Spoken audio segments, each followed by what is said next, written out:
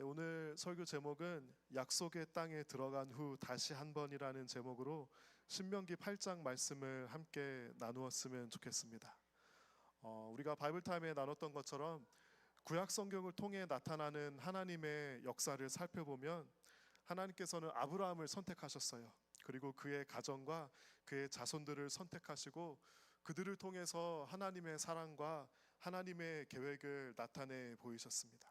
아브라함이 이삭을 낳고 이삭이 야곱을 낳고 또 야곱이 자녀들을 낳아서 훗날에 12지파의 조상이 됩니다. 하나님께서는 이들을 선택하셨습니다. 그리고 이들의 삶을 이끄시고 이들의 삶을 인도하시기 시작합니다. 그들이 살고 있던 땅에 극심한 가뭄이 들어서 먹을 게 하나도 없게 되었습니다. 그래서 이집트로 먹을 것을 구하러 갔다가 그곳에서 요셉을 만나게 되었습니다. 하지만 요셉을 모르는 시대가 나중에 일어나서 그들은 이집트 땅에서 이방인으로 노예 생활을 할 수밖에 없었습니다. 그들이 이집트에서 노예로 벽돌을 만들면서 살아간 시간은 무려 430년입니다.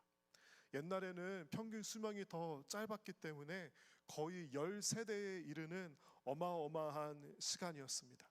그들은 조상들에게 들었던 그 Promised Land, 하나님께서 약속해 주셨던 그 땅에 대한 그 약속을 아마 조상 대대로 내려왔겠죠. 가르쳤겠죠. 하지만 430년이 지난 후에 그들은 그 약속을 믿고 있었을까요? 하나님의 약속은 사람의 이 시간과는 참 하나님의 시간은 다른 것 같습니다. 신명기 8장 1절을 우리 같이 한번 읽어보면 좋겠습니다. 1절 보여주시겠습니까? 당신들은 오늘 내가 당신들에게 명하는 모든 명령을 잘 지키십시오. 그러면 당신들이 살아서 번성할 것이며 주님께서 당신들 조상에게 약속하신 땅에 들어가서 그 땅을 차지할 것입니다. 이 약속을 해주신 지 430년이 지났던 것입니다. 그런데 하나님께서는 이집트에 10개의 재앙을 내리시고 홍해가 갈라지고 당대 최고의 권력이었던 이집트의 바로가 하나님의 능력 앞에 무릎을 꿇었을 때 이스라엘 사람들에게는 예전에 부모님으로부터 할아버지로부터 조상으로부터 들었던 그 약속에 대한 기억이 다시금 살아나기 시작했을 것입니다. 이제 드디어 하나님의 약속이 이루어지는구나. 이제는 젖과 꿀이 흐르는 땅에 들어가서 노예가 아니라 그 땅에 집도 짓고 애들도 키우고 농사도 지으면서 주인으로 살겠구나 하는 그런 기대감이 그들 가운데 차올랐을 것입니다. 그들이 여러 가지 사건을 거친 다음에 출애굽을 하고 그 가나안 프라미스 랜드까지가 먼 거리가 아니었습니다. 아마 언덕 위에 올라가면은 저 멀리 펼쳐져 있는 땅을 보면서 바로 저기야. 우리가 저기까지만 가면 돼. 저기까지만 가면 하나님께서 약속해 주신 젖과 꿀이 흐르는 땅이 바로 저기니까 우리 저기까지만 가자 하고 그렇게 생각했을 것입니다. 그런데 하나님께서는 그들을 향해 또 사람이 미처 생각하지 못한 계획이 있었습니다. 하나님께서는 여러 가지 이유를 통해서 그들로 하여금 광야에서 무려 40년 동안 머물게 하십니다. 430년을 기다린 것도 충분한 너무 긴 시간 아닙니까? 그런데 하나님께서는 거기다가 40년을 추가하십니다. 제가 2절부터 4절까지 말씀을 읽어드리겠습니다. 당신들이 광야를 지나온 40년 동안 주 당신들의 하나님이 당신들을 어떻게 인도하셨는지를 기억하십시오. 그렇게 오랫동안 당신들을 광야에 머물게 하신 것은 당신들을 단련시키고 시험하셔서 당신들이 하나님의 계명을 지키는지 안 지키는지 당신들의 마음속을 알아보려는 것이었습니다. 주님께서 당신들을 낮추시고 굶기시다가 당신들도 알지 못하고 당신들의 조상도 알지 못하는 만나를 먹이셨는데 이것은 사람이 먹을 것으로만 사는 것이 아니라 주님의 입에서 나오는 모든 말씀으로 산다는 것을 당신들에게 알려주시려는 것이었습니다. 지난 40년 동안 당신들의 몸에 옷이 헤어진 일이 없고 발이 부르튼 일도 없었습니다. 여러분 생각에는 430년의 노예 생활이 더 심적으로 힘들었을까요? 아니면 40년 동안의 광야 생활이 더 힘들었을까요? 제 생각에는 40년의 광야 생활이 더 힘들었을 것 같아요.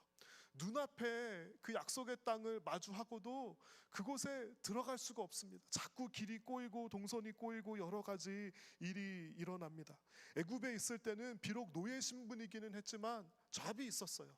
집이 있었고 먹을 것이 있었고 익숙한 환경이 있었는데요. 광야는 사람을 정말 연약하게 노출되게 합니다. 광야에서 일주일만 한번 살아보시기 바랍니다. 광야 일주일 동안만 캠핑을 한번 해보시기 바래요. 내가 내 밥 한 끼 이거 구해서 먹기조차 힘든 정말 무능력한 존재이구나. 아무것도 아니구나. 하나님 아니면 내가 살 수 없구나. 밥 한 끼 제대로 먹을 수 없는 것이 나의 연약한 모습이구나 라는 것을 피부로 깨닫게 해주는 곳이 바로 광야입니다. 하나님께서는 40년 동안 광야에서 이스라엘 사람들을 시험하시고 훈련하시고 노예의 습관에서 벗어나게 하시고 믿음으로 하나님을 신뢰하게 하는 연습을 하는 그 시간이 바로 40년의 광야 생활이었습니다. 여러분, 이 40년의 시간은 이스라엘 사람들에게 시험이었을까요? 아니면 축복이었을까요? 그 시간은 고통이었을까요? 아니면 은혜였을까요? 이스라엘 사람들은 하늘에서 만나를 내려주시고 구름기둥과 불기둥으로 함께 해주시는 하나님을 보면서 기뻐하고 감사하고 감격했을까요? 아니면 이 끝나지 않는 40년의 광야 생활 동안 너무 힘들고 지쳐서 불평하고 불평과 불만을 말하기 시작했을까요? 여러분, 정답은 무엇이죠? 프라스머스입니다. 우리 부흥의 김성환 목사님이 우리 설명해 주셨던 것처럼 누구에게는 감사와 은혜였고 누구에게는 불평과 불만이었을 것입니다. 누군가에게는 하나님을 믿고 신뢰하는 하나님과 동행하는 잊을 수 없는 시간이었을 것이고 그 누군가에게는 하나님을 원망하는 그런 시간이었을 것입니다. 모세가 12명의 정탐꾼을 뽑습니다. 그들은 말이 정탐꾼이지 인정받는 각 지파에서 인정받는 리더들이었고 유능한 사람들이었습니다. 각 지파를 대표하는 사람들이 모여서 12명이 모였습니다. 그들을 보냅니다. 가서 하나님께서 약속해 주신 땅이 어떤 땅인지 보고 와서 우리에게 말해 주십시오. 여러분, 그들이 돌아와서 어떤 보고를 했나요? 그들은 똑같은 약속을 들었습니다. 똑같은 신앙 교육을 받았습니다. 가서 똑같은 모습을 보았습니다. 그런데 12명 중에 오직 2명만 이렇게 보고를 합니다. 하나님께서 우리와 함께 해주신다면 우리는 저 땅을 차지할 수 있을 것이고 하나님의 약속을 그 땅에 들어가서 이루며 살아갈 수 있을 것입니다. 이렇게 반응한 사람은 2명이었습니다. 그 2명이 누구였죠? 여호수아와 갈렙이었죠. 나머지 10명은 어떤 보고를 하죠? 저 사람들은 강건하고 크고 저들에 비하면 우리는 메뚜기와 같습니다. 여러분, 이것이 어떤 보고였나요?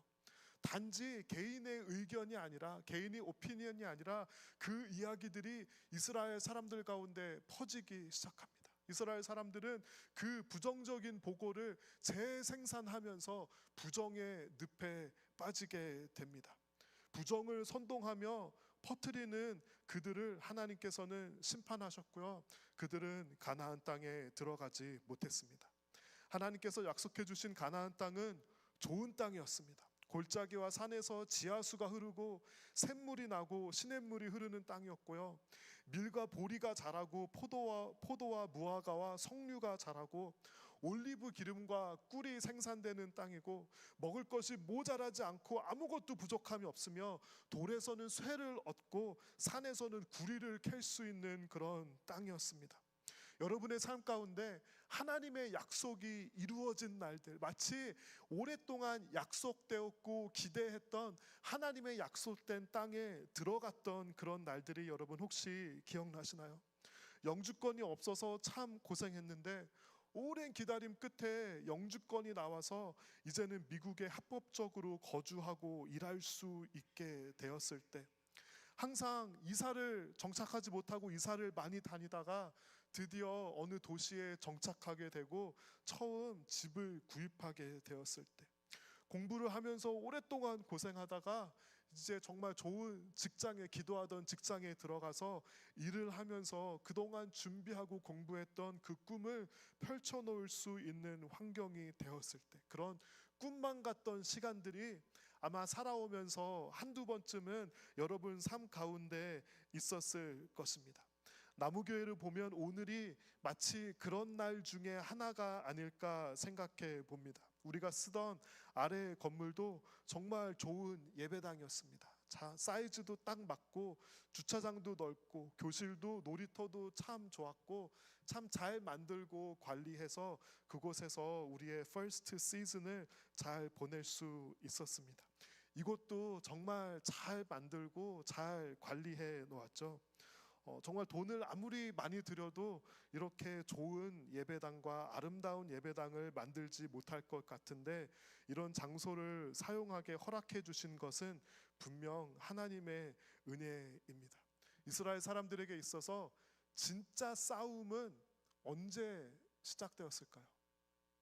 가나안 땅에 들어간 다음에 진짜 싸움이 시작되었습니다.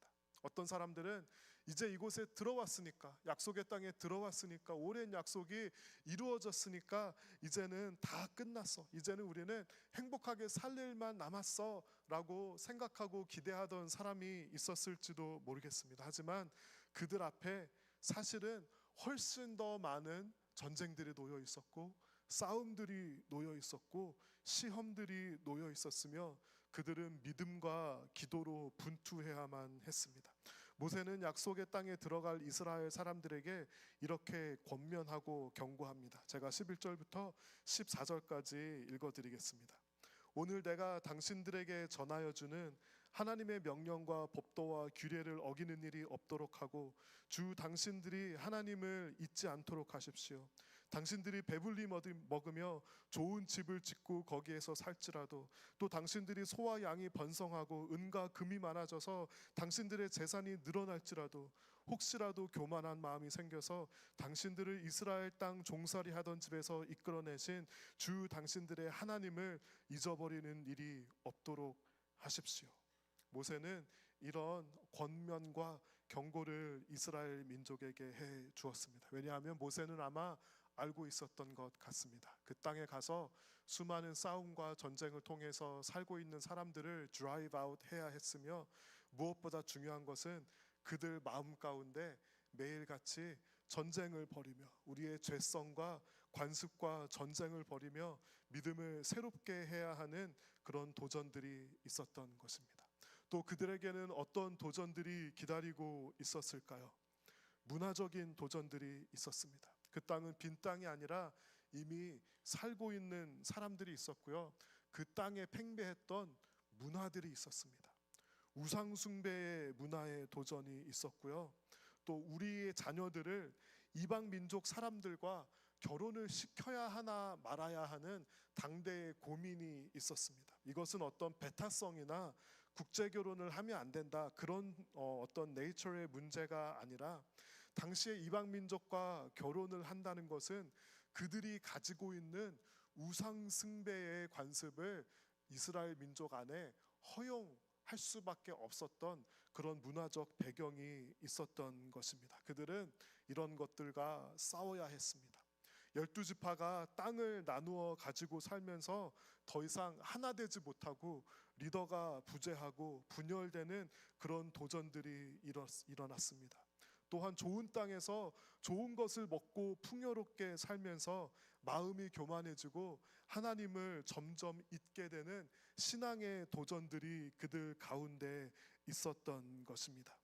430년의 노예 생활과 40년의 광야 생활 후에 약속의 땅에 들어가게 되었습니다. 그것이 그들에게 축복이 되었을까요? 아니면 시험이 되었을까요?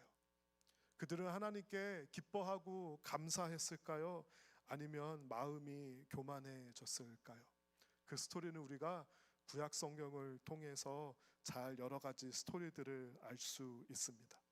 오늘은 참 기쁘고 감사한 날입니다. 어떻게 보면 잔치와도 같고 축제와도 같은 기쁜 날입니다. 하지만 또 한편 마음속에 새기는 것은 새로운 환경에서 좋은 환경을 하나님께서 허락해 주셨다면 그 후에는 분명히 우리가 계속해서 싸워야 할 싸움들이 있다는 것입니다. 하나님께서는 축복과 함께 숙제를 우리 가운데 분명히 던져주실 것입니다. 신명기 8장 말씀을 기억하며 하나님께 감사드리고 더욱더 겸손하고 겸비한 마음을 가지고 하나님을 잊지 않고 더욱더 구할 때 하나님께서는 우리가 생각하는 것보다 훨씬 더 크고 놀라운 일들을 일으켜 주실 것을 믿습니다. 하나님께서 우리로 하여금 싸우기를 원하는 그 싸움은 옛날처럼 다른 이들과 이방 민족들과 싸우는 것이 아니라 나의 마음에 있는 순수함을 위해서 다시 한번 복음을 하나님을 사랑하는 그 마음을 다시 한번 되새기며 우리가 이 약속의 땅에서 더욱더 깊이 예배하고 기도하고 믿음의 공동체를 서로 사랑하며 하나님과 함께 행복하게 이곳에서 예배 가운데 삶 가운데 거하는 저와 여러분이 되었으면 좋겠습니다. 이스라엘 사람들은 불평하고 타협하고 하나님을 잃어버린 그런 역사를 우리가 성경을 통해서 많이 읽을 수 있지만 우리는 신명기 8장을 통해서 이런 교훈을 얻으며 예수 그리스도의 복음을 알고 있고 하나님의 말씀을 사랑하고 훈련받은 성도로서 이스라엘 민족들보다 훨씬 더 좋은 하나님께서 기뻐하시는 아웃컴을 가진 성도들이 될 수 있다고 믿습니다. 반드시 그렇게 될 것입니다. 우리 그런 이 비유가 적절할지 모르겠습니다. 이곳 약속의 땅에서 하나님을 향한 예배에 대한 마음이 새롭게 되고 한 영혼을 향한 생명을 향한 마음이 새롭게 되고 풍성한 하나님의 많은 선하신 일들과 사역들과 예배와 기도가 이곳에서 일어날 수 있기를 우리가 다 같이 마음을 모아 기도하며 감사하는 마음으로 이 첫 주일을 보냈으면 좋겠습니다.